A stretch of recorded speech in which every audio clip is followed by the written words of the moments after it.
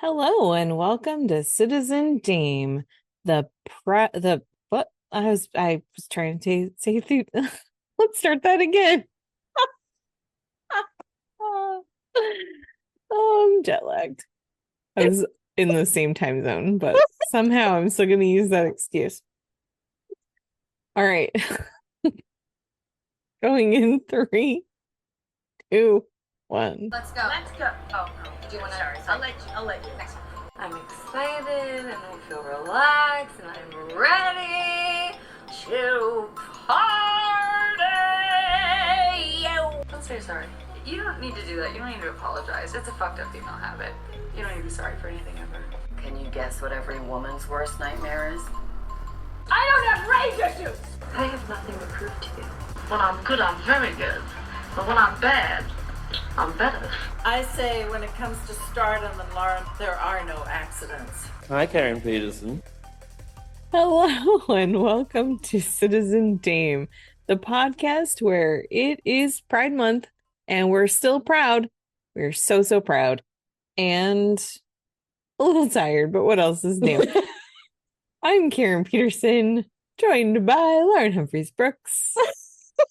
Sorry. No, yes. Are you laughing at me? I'm not laughing at you at all. Why would I ever laugh at you, Karen? It's not something I would do. God. I feel like you're laughing at me. So paranoid. Wow. Jeez. Oh, goodness. What's happening? Well, yes, it is. It's actually, yes, it is Pride Month. It is the day before New York City Pride, which I am looking forward to tomorrow. And it is not like living in a sauna here in New York anymore, which is very exciting, I must say, after this week. So Yay. Yay. Hurrah for not 100 degrees and whatever 90% humidity or whatever the fuck we had there. It was horrible, whatever it was. Yeah, we had the heat, but not the humidity. So it's, not as bad. It's the humidity that gets you. It really, really is. People who have not lived in actually humid places really don't understand it. Yeah. I've seen people be like, "Oh no, it's like in the States, it's like a dry heat." It's like, no, it's not. It is not. It depends on where you are in the States. If you are anywhere on the East Coast, it is not a dry heat. I promise you. Yeah, it's awful. It's horrible. Yeah, people shouldn't live here. Why do they? I don't know. I don't know. I've lived on the East Coast, I've never not I've always lived in humid climates, always, forever. Why? I'm gonna move to Arizona. This is ridiculous. California's not that bad. I'm just saying. True. California. And it's not as hot as Arizona most days. So just saying. Yeah. So Pride Month or Pride Parade, that sounds fun. Yes, looking forward to that. It's New York City Pride. I think today was Stonewall Day, and then tomorrow is the big march and everything, and the party, and so gonna go with some friends and be prideful. Well, good. I am recovering from a very busy week. I was in charge of a conference we had room for 250 participants, attendees, and we ended up with 263. So, wow. Yeah. So we sold out and then some. It was very exciting. Biggest conference this group has ever had. And next year it's going to be even bigger and I'm going to be even more in charge. So not scared at all. It's fine. It's fine. Anyway, but yeah. That's cool though. Congratulations, for being in charge and stuff. So I'm not the conference chair. I'm just chairing one part of it, but I'm on a small committee of 4. And so the conference, it's through work. It's professional learning conference for classified professionals. So that's all of the non-management, non-teaching staff that work at community colleges across California. And there are many, many thousands of employees, but a lot of us are in positions where either we don't know about the professional development opportunities that are out there, or because of the work that we do, we're considered, too essential to go to something like a conference for 2.5 days. So a lot of people just don't have the opportunity to go, but it's been growing a lot. The organization that I volunteer with that puts this on every year, it's grown a lot over the decades. So it's starting to be taken much more seriously, and it's getting bigger, and it's just going to keep going, and it's really exciting to be part of that. So yeah. Oh, wow. Yeah. So, but it's also exhausting. And that's okay. It's like good exhaustion where I know I just did really good work all week. So That's great. That always feels good. it does. It does. But my life here keeps going, and we are back with a new episode today. We are continuing our Pride Month series. This week we're talking about D.E.B.S from 2004, which is written and directed by Angela Robinson, who adapted this from her own short film that came out the year before. And yeah, so D.E.B.S. Oh yeah, man. so D.E.B.S. Where do we start? So the plot summary for D.E.B.S is pretty simple, and then we're gonna break it down. Plaid-skirted schoolgirls are groomed by a secret government agency to become the newest members of the elite national defense group, D.E.B.S. Yeah. It stars Sarah Foster, Jordana Brewster, Devin Aoki, Jill Ritchie, Megan Good, Jeff Stoltz, who I forgot existed, Jimmy Simpson, and Holland Taylor, Michael Clark Duncan, Scoot McNairy shows up. So just a fun cast. And it is this month it is available in the Queer Cited, right? That's the name of the collection on the Criterion channel. So yeah, it's also listed in LGBTQ favorites, I think. Yeah. Yeah, it's interesting to see this film on the Criterion channel. I remember when it popped up and I was like, oh my God. Yeah. So just to get us started, Lauren, what are your overall thoughts about D.E.B.S? Do you remember when you first saw it? What do you think of this movie? So I had actually seen this movie before, but in watching it, I was like, I do not remember anything about this at all. Like, it was bizarre. I was just like, I know I've seen it. I remember watching it in college, and I remember not like liking, or not even not liking it, but just being like, okay, and then sort of moving on. So maybe that's why I just don't remember, like I didn't remember anything about it. So I'm like, okay, I'm just going to treat this as this is the first time I've seen it, because obviously I have no recollection of this film whatsoever. I fucking loved it. Like I sort of knew what I was getting into. So Angela Robinson, her other two major claims to fame in the cinematic world are Herbie Fully Loaded, which she actually got the gig from because of D.E.B.S. Like, a producer saw D.E.B.S and liked her, and so employed her for Herbie Fully Loaded, which I believe came out the next year. Yeah, and the other film is Professor Marston and the Wonder Woman, which we talked about it when it came out, actually, and it's a fantastic film. It's an interesting film. It's a very like unique movie, and so it kind of fits into this. This film is also produced by Andrea Sperling, who also produced But I'm a Cheerleader. And I think that if you look at it in sort of that vein, is that there's a parody to it. There's a major parody to it, and the campness of it. And as long as you're approaching it from that perspective, you're gonna have a good time, because that's what this film is. It's not even as serious as like the Charlie's Angels from 2000. Like, it's not even approaching that level of seriousness, but it is intended to be a parody. I mean, they're mocking some of this. But it also, what I really liked about it actually was two things. One, the total lack of the male gaze, which I think we're going to talk about, and the very like lovely and real way that it treats the central lesbian relationship. Like, watching us, like, this is really sweet. This is like a really lovely romance between these two women, who's one of whom is a sexy super spy, and the other one is a sexy super villain. And it's one of those things that's like, it feels so ripe for mockery, like, oh, this is going to be, this is going to be sort of prurient, it's going to be like kind of a teenage boy fantasy and everything, and it isn't.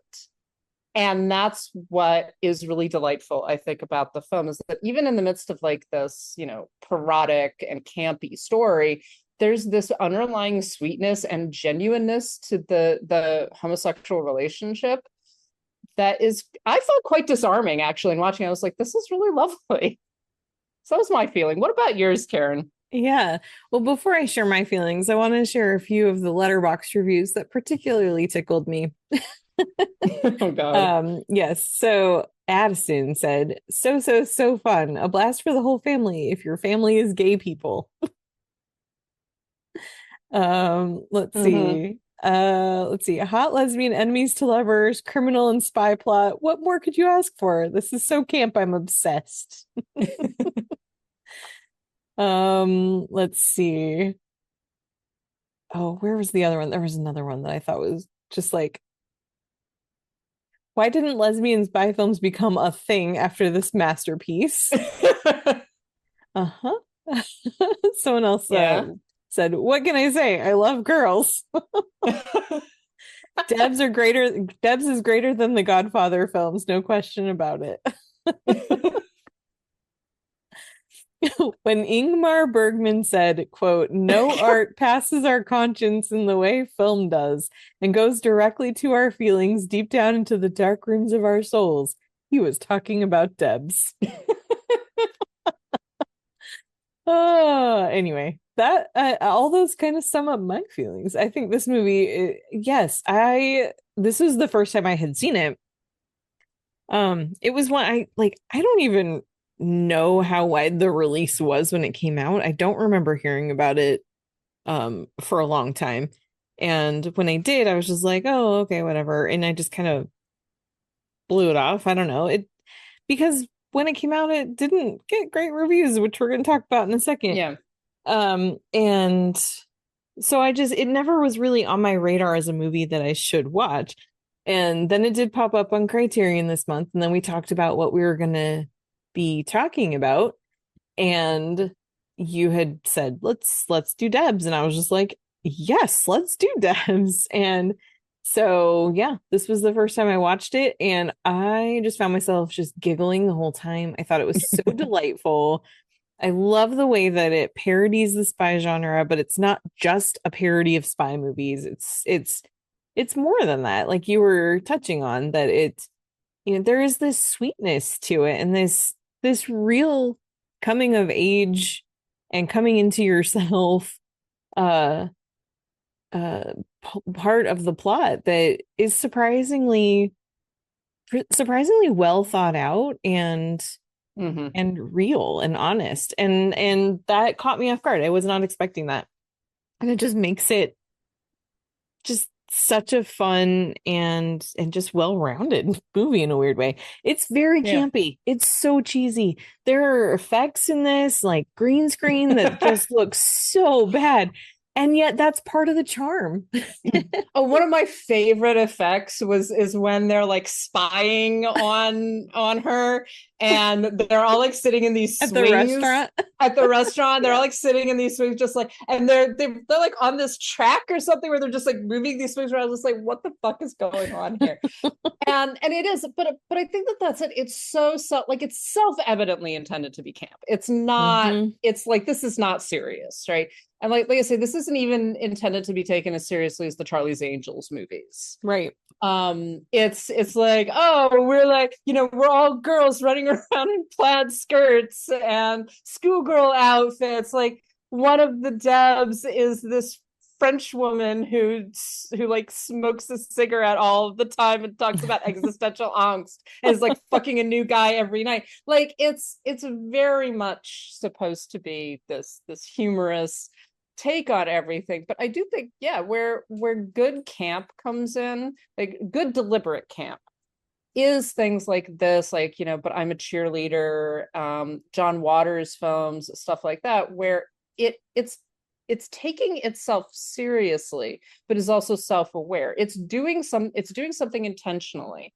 And it is trying to kind of throw a wrench into kind of heteronormative society, and particularly straight white male society, and is mocking it. Like, it really is mocking like the straight white male obsession with, you know, schoolgirls and all of that, and lesbians, you know, honestly.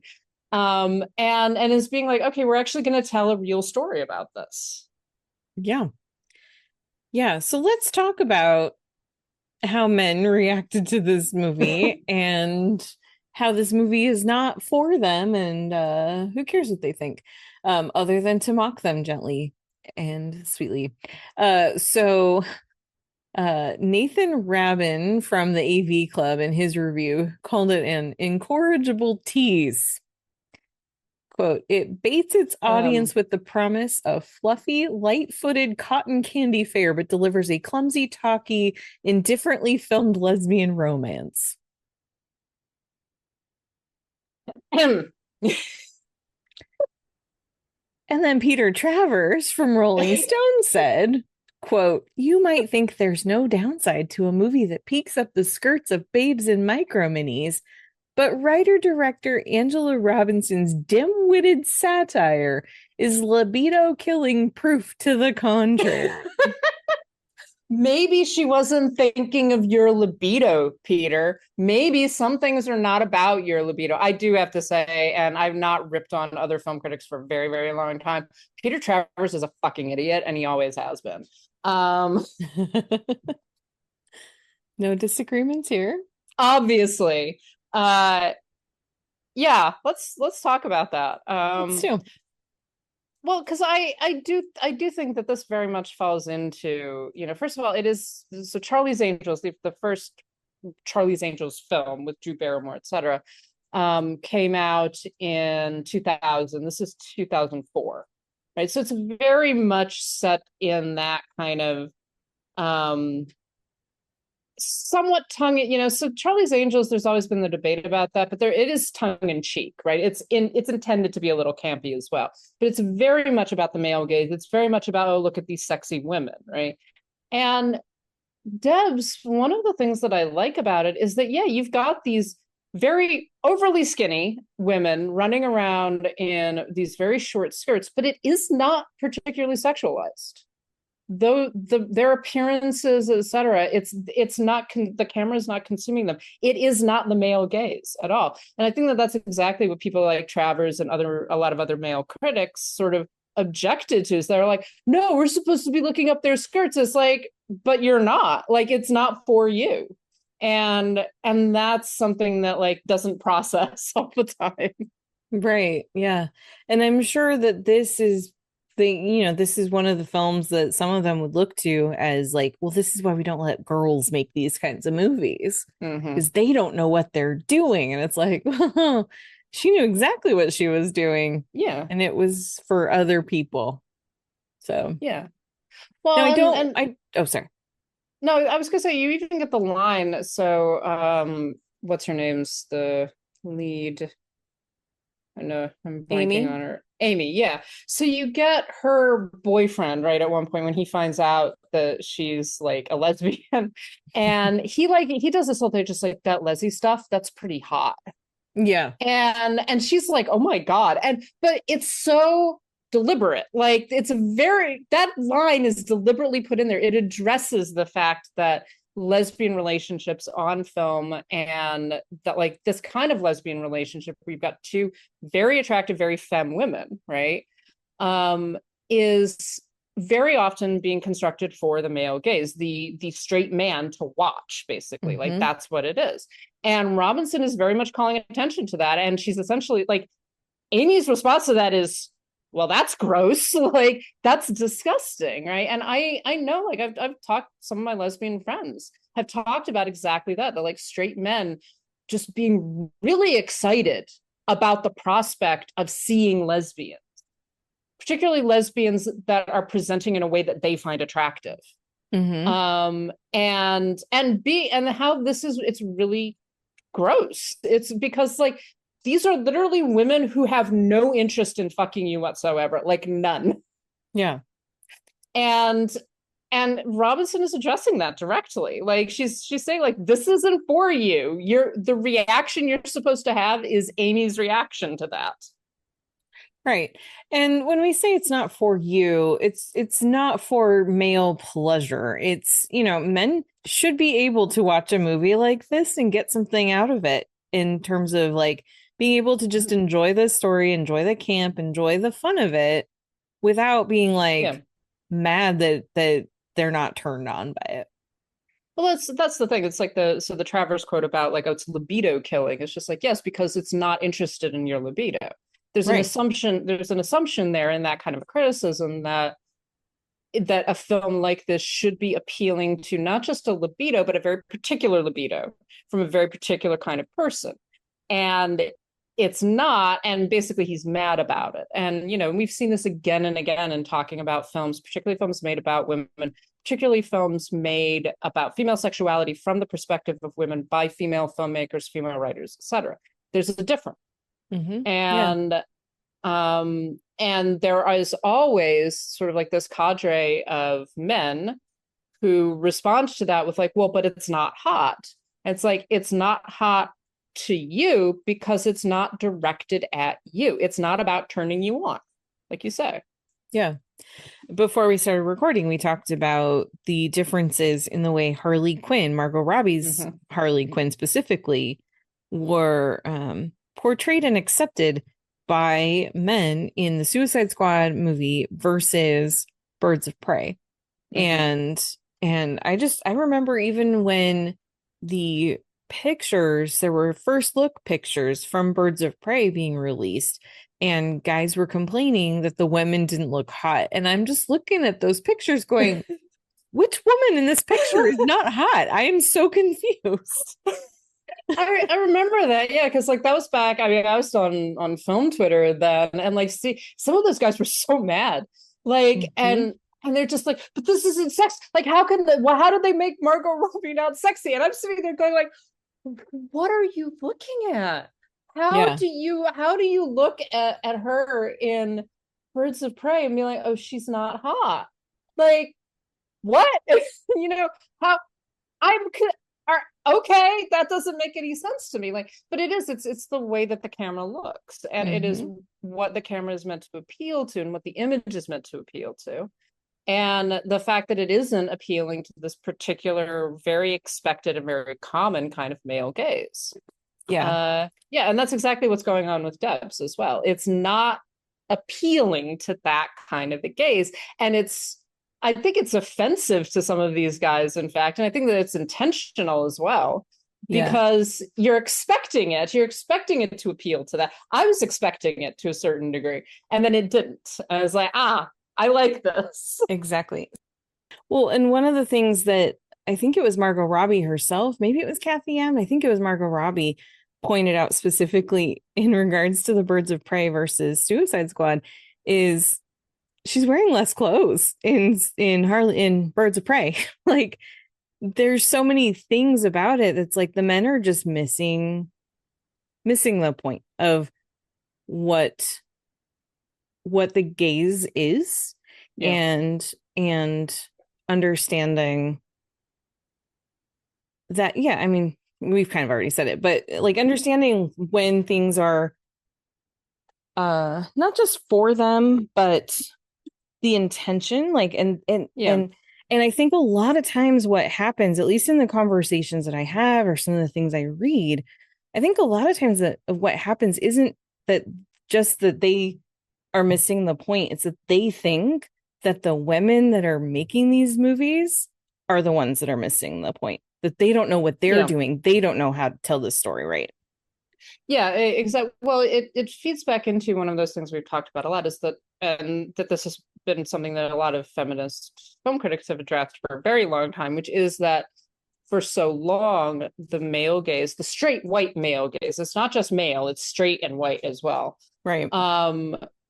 has been the default, and that's one of the problems. That's one of the things we talk about again and again and again with things like Wonder Woman, Birds of Prey, particularly more mainstream films, is that, you know, it's like that. So it's kind of like, well, can't women be sexy? Yeah, women can be sexy, but it's the way that women are filmed and the way that they're treated by the camera eye that determines whether or not it's objectivity or subjectivity, right? And it's when you get into the treatment of the female form, the female character as subjective, as she is the subject, not the object, that's when it's like something doesn't compute. It's like, yeah, that's what's happening right now, right? And it like, and some people get it and some people don't, and it offends some people because we're not falling into that default, that expected default. Like, well, it's a failure of the film. It's like, no, it's actually failure of the viewer. Right. Yeah. You have to kind of meet the film where it's at. Exactly. So let's talk a little bit specifically about the film. So this, as we mentioned, this came out in 2004. Well, no, sorry. It played at Sundance in 2004. It didn't end up being released into theaters until a year later. So she actually had 2 movies in theaters in 2005. Angela Robinson did. But yeah, it hit Sundance, and it was a moderate hit at Sundance. And then it was released in theaters, and it was not. It did not perform well. Probably mostly because of the critic reviews and people just not getting it.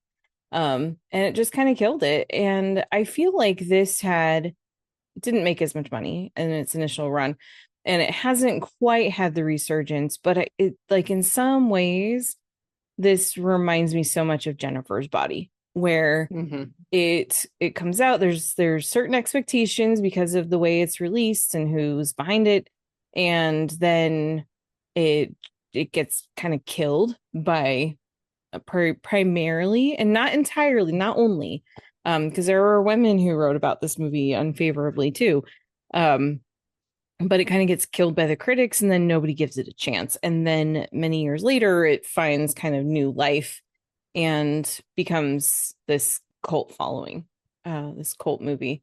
And now I think over time, 20 years later, now it's really finding renewed life, thanks to things like the Criterion Channel bringing this out for a new generation to discover.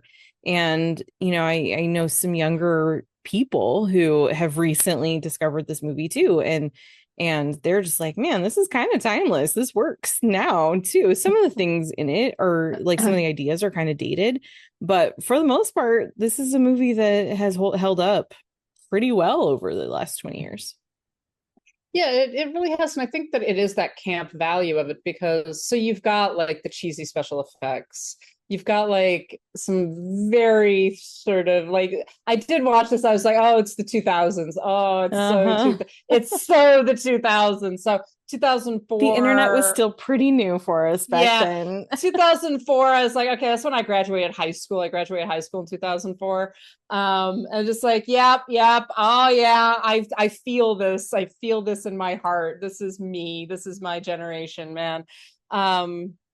And so, but I think that because you have all of those other camp elements, it sort of allows that datedness to kind of play into it. Actually, like it actually, in some ways, it gets better because of the datedness, because the datedness also makes it even campier than it was originally. Yeah. And so like continuously like sort of plays into that. And I love the archetypes that are being used here. You've got the sexy badass villain. You've got the perfect score. She's got the perfect score on everything. She's the perfect spy, and like just all of those sort of ridiculous little tropes that we are so ready to recognize, and then it just plays with them and does something really delightful with them. Yeah. And so, I mean, I read the plot summary, but this movie kind of opens with this explanation that that when all these high school students across the country are taking their SAT tests, embedded in that is this secret like aptitude test that determines if people, if girls are have what it takes to be recruited into the D.E.B.S, which stands for discipline, energy, beauty, strength. And yeah, and it's basically like this super secret spy organization. And I mean, right off the bat, you know this is not a serious movie because they're taking high school girls and turning them into super spies like right away. So you've got 18-year-olds going off to do these like spy stuff. It's like this is not serious. This is a joke. This is hilarious and clever and fun. Well, you've got these 4 girls living in this, like house, like the Powerpuff Girls or something. Right. Yeah. And they all go to school together and they're a team and they're, we're always going to take care of each other. And it does have that edge of like late 90s, early aughts girl power elements that like we got with the Spice Girls and stuff like that. It's very much in that vein. Yeah. And then you get the introduction of the supervillain, Lucy Diamond, who is like the last surviving member of a crime family. And she's like totally bad and totally evil. And the main sort of the perfect what did she do to get that? We don't know. It doesn't matter. She's like so bad and evil. And then we're like, oh, she's meeting with this like Russian assassin. We're going to have to spy on her. And then we're introduced to the fact that what it is a blind date. And her henchman is Scud, is basically like, you've got to get out there again. You've got to, like, there's this implication that she's had her heart broken. You've got to get out there again, start dating again. Like, give love a chance. And I just like that, like, as soon as we get to that point and we get the introduction of the possibility of lesbians, and then that's kind of where the film takes off and is like, okay, now we sort of see where this is actually going to go. And it hits all of those, sort of the bad girl and the good girl, and like, we're from 2 different worlds, we can never be together, like all of those things. It hits all of those marks, but is doing it with this, very campy lesbian relationship, that then also becomes like, who do you want to be? Like, what do you actually want to do with your life versus what are you told you should be? Right. And that, I think in a queer context, we see that a lot in sort of teen rom-coms, but in a queer context, I think that it really does have a different impact as well. Yeah. So Amy is this main super spy. Sarah Foster plays her. And yeah, like at the beginning when we meet her, she's breaking up with her boyfriend, he works for Homeland Security. It's Jeff Stoltz, the guy that I forgot existed until he showed up in this movie. And yeah, so they've just broken up. She doesn't, and she's really just kind of been going along. Like, she was in high school, she took this test, she gets recruited, she's told that she has the perfect score, the only perfect score. And so she's now in this academy. She's doing super well. Everybody just has all these high expectations of her. And she's just going with it because it feels like what she's supposed to do. And then when she meets Lucy Diamond, who, by the way, her license plate is in the sky. So funny. I didn't notice that. Oh, you didn't? No, I didn't. Yeah.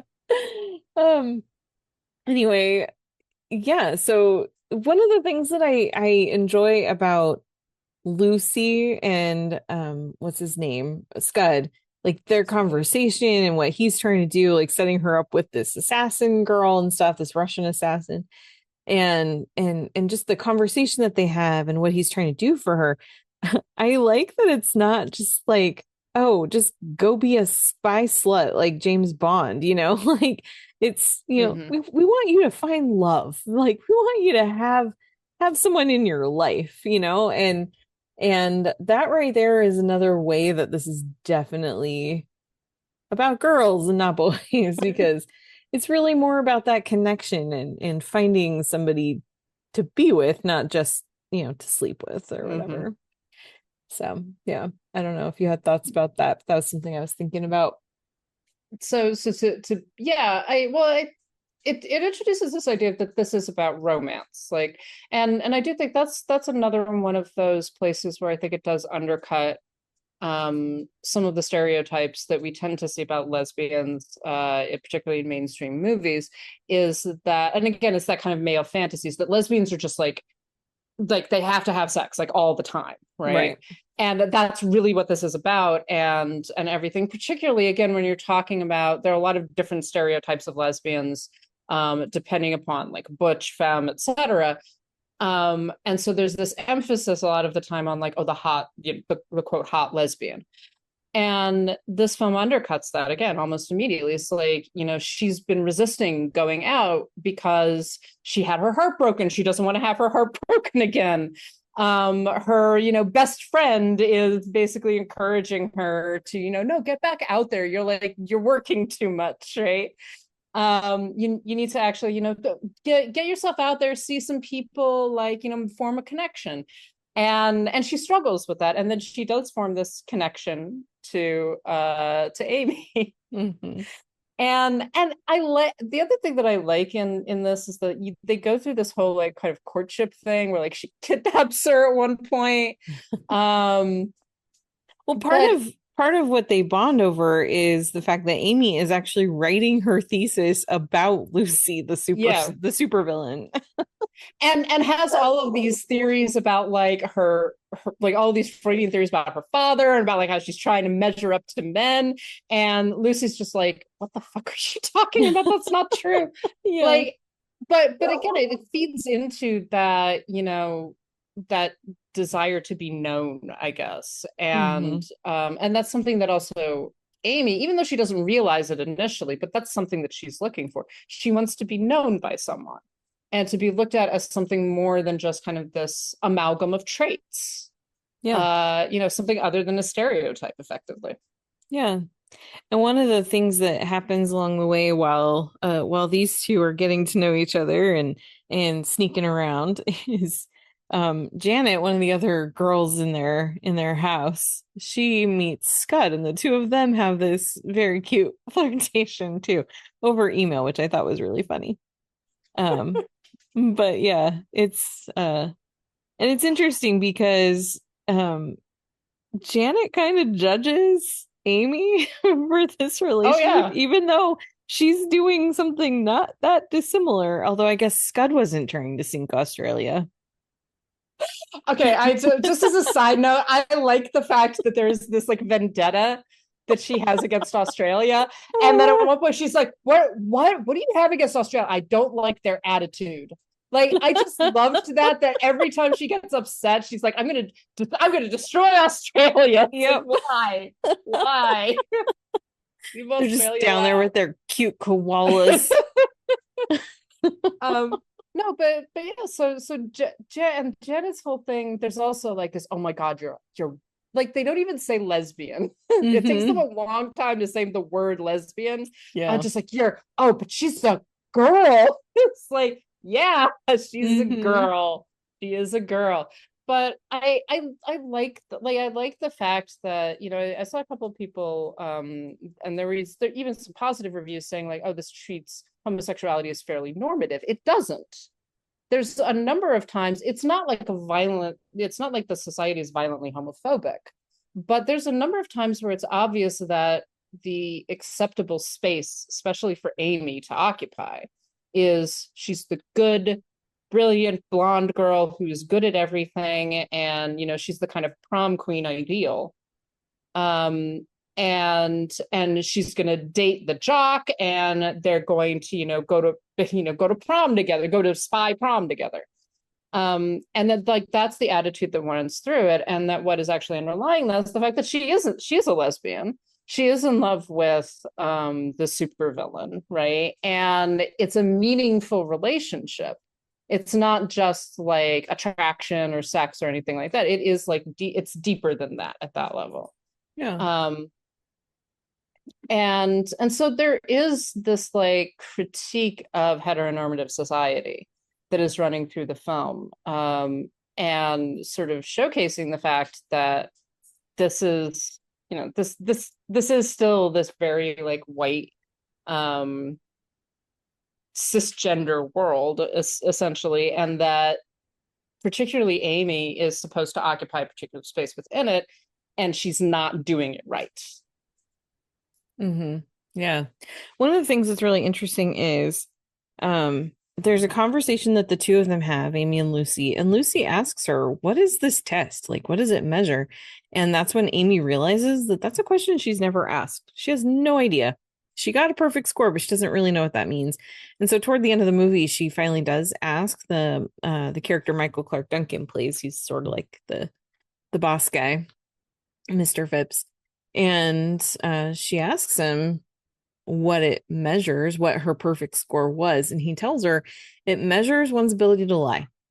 That basically her getting a perfect score means she is a perfect liar. And the idea is that that is the most important quality to being a perfect spy. Everything else can be taught except for lying. And it's interesting because I think, I mean, she obviously has to lie to her friends in order to sneak off with Lucy, but the person that she's ultimately been lying to the most is herself, because she's been telling herself that it doesn't matter that she wants to go to art school and is going down this other road instead. She's been telling herself that none of this is really important, that she just needs to follow this path that's kind of been laid out for her, and that'll be fine. And yeah, sorry, I was going somewhere else with that and I lost it, but Well, and I do think that again, that whole thing is that it actually feeds into that queerness again, is that mhm, ability to lie to yourself, to lie to everybody around you, to deny, they say, to deny who you are. yeah, And that like the final speech, which is like written by other people, right. right? That she's giving, and that she's basically like disowning her relationship with Lucy. She's essentially saying like, "Oh, I was kidnapped and I was brainwashed, like all of these things." And and she's lambasting Lucy and saying like, "Oh, she's depraved," and like all of this stuff. And it does have resonance in a queer context, Hmm. because that's like, I mean, do we really have to spell it out? But that like the prejudices against queer people, and the fact that very often, actually, in film in particular, we see this when we're talking about gay men, but we don't see it as much with lesbians. We Hmm. don't see it as much with women generally, about the way that this is treated, as that like queerness is treated as a betrayal, a disease, so like you can be brainwashed into being gay. Right. You're not supposed to be like that, all of those things, and the pain of also other people denying that. So Amy in that case is like, she's denying the reality of herself, and she's also denying Lucy. um and that's tragic, and it is a very specific queer experience. Yeah.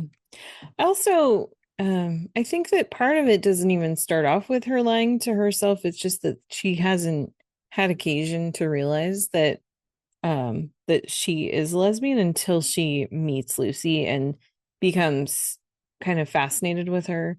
And in fact, I think there's a line that Scud says, or maybe oh no, Lucy says it to Scud, I think, of she's into me, she just doesn't know it yet.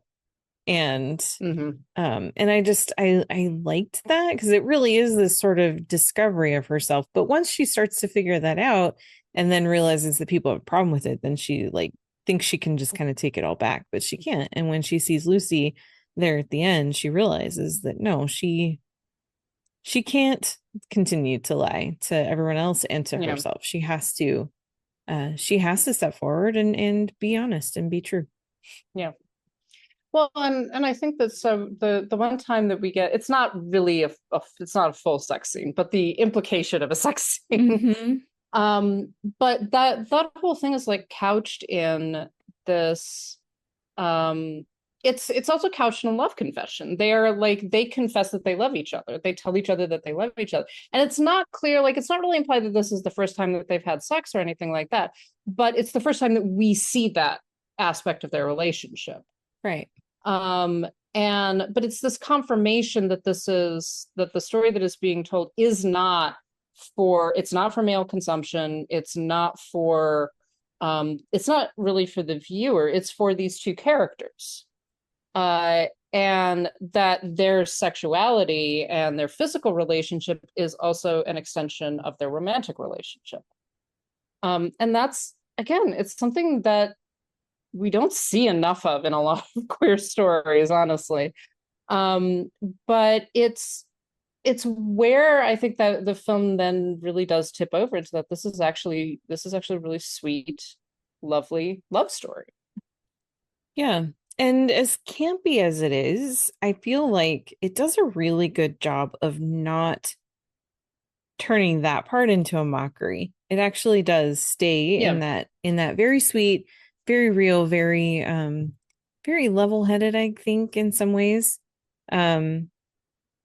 Way of showing us that side of the story. But it gets there through some really cheesy, funny things, and it, like, to me, that is such a delicate balance to pull off. And one thing I wanted to mention too is Angela Robinson, not only did she write and direct this, she also edited. And I usually, when I see that a director has edited their own movie without a co-editor, I usually get a little nervous because most of them are not good at it. They have a really hard time knowing what to cut and what to keep. And I would say that I think Robinson did a really great job because she knew what story was in there that she really wanted. And she knew how to bring that out. And I think, and I mean, the fact that it's 91 minutes, I think tells a lot about her ability to be very prudent in what how she cut her film.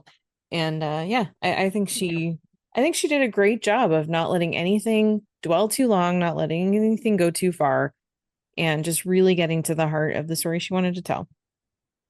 Yeah, I agree very much. And I agree with you about that balancing out of the camp elements. You know, it takes the queerness sincere. It treats the queerness with sincerity. It treats the love story with sincerity.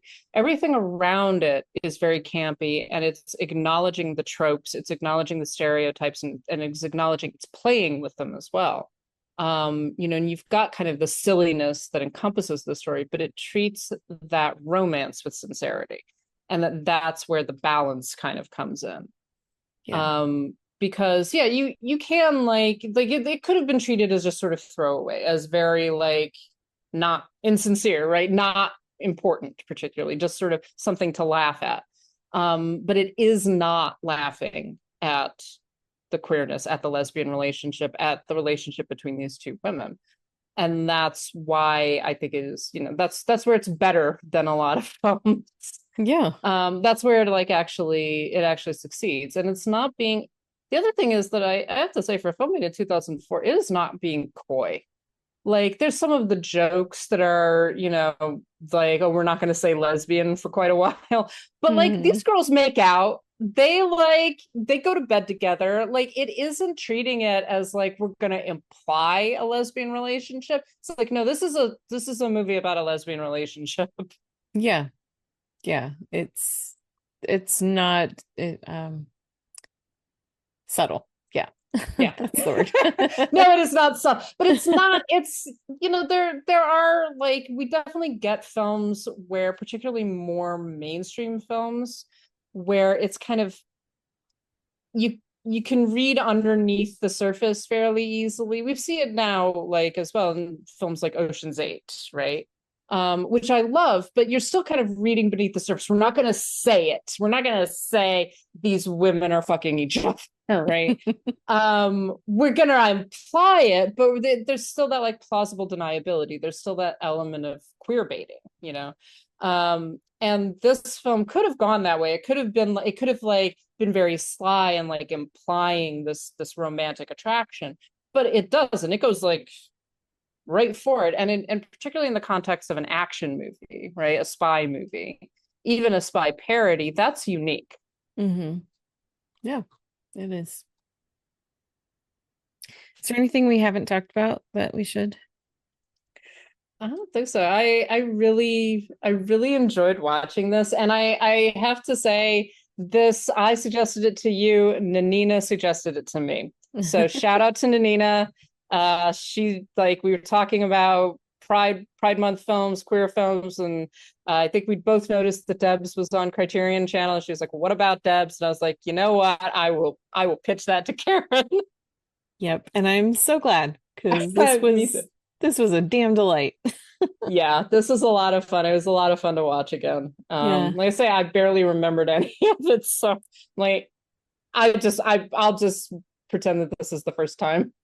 Yeah. So if you have not seen it before, or if you have and it's been a while, just even if it's been like since yesterday, watch it again while it's still on Criterion. It's worth your time. So Yes, yeah, it was a lot of fun. it is.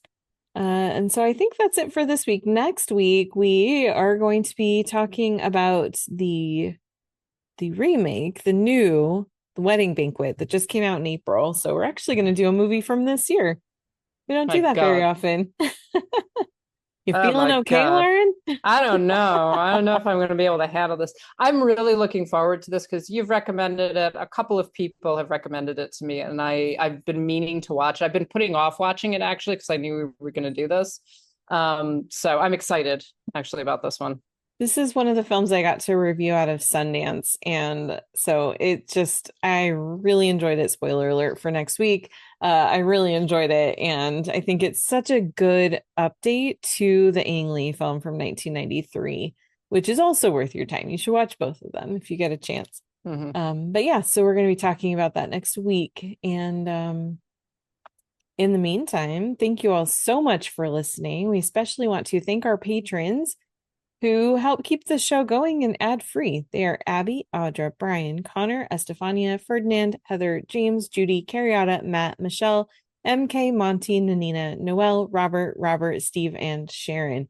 If you would like to join them and become a patron too, you can go to patreon.com/citizendame and sign up. We do have bonus episodes for you. We're currently in the middle of our bonus series from the Alfred Hitchcock directed episodes of Alfred Hitchcock Presents. And we also previously finished our rewatch of Our Flag Means Death. So you can listen to all of those episodes too. And there are other ways to support the show. You can go to Ko-Fi, ko-fi.com/citizendame if you don't want to sign up for anything, but just want to help us out.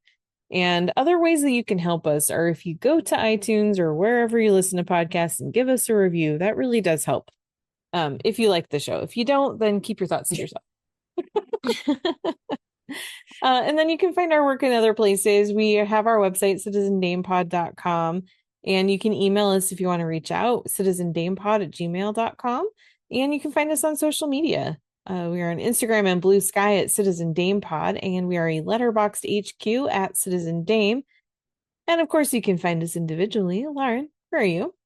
I am on, where am I? I'm on Instagram and Letterboxd at LH Business. And I am all the places at Karen M. Peterson. So that is it for this week. Thank you so much, and we will catch you next time.